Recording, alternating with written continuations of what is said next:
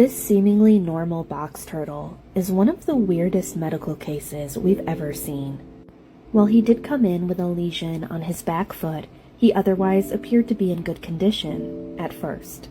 During his visual examination, we noticed that above his left hind foot there was some sort of debris.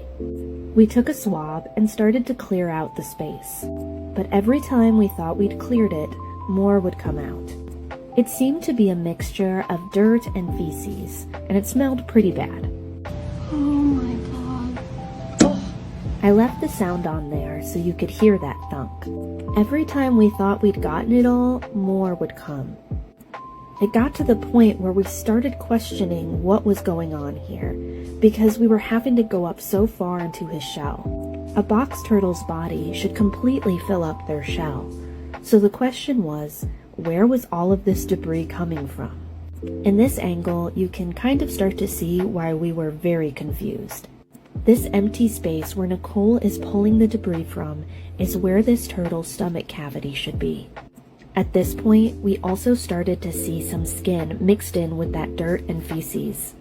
We were really concerned at this point, and were convinced that once we finished removing all of that material, we were going to be looking at a very large open wound, or at least some really severe dermatitis.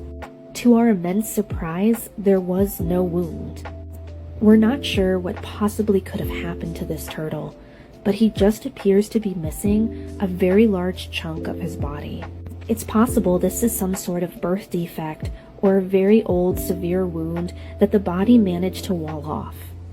We've got a veterinary appointment for him tomorrow so we can get an x-ray and hopefully get some more answers as to what exactly is going on. This turtle, who we've named Maverick, was taken out of the wild 10 years ago and has been kept in captivity ever since.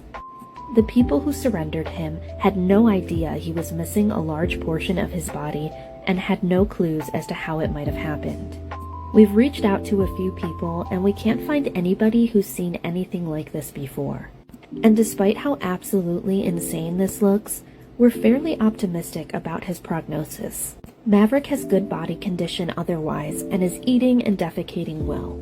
He actually came in with another turtle who's in much worse shape.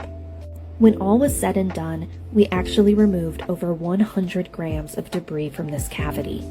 And there you can see a clear shot that there's no blood and no wound, just skin. Here's a look at everything we took out. As a reminder, please don't take wild turtles home. In most cases, they should be left alone. And if you find one that's injured, call a licensed vet.